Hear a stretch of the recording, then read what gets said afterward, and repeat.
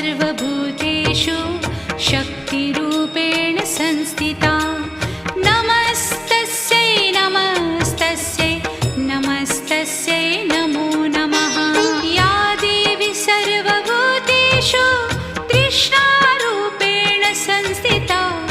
नमस्तस्यै नमस्तस्यै नमस्तस्यै नमो नमः।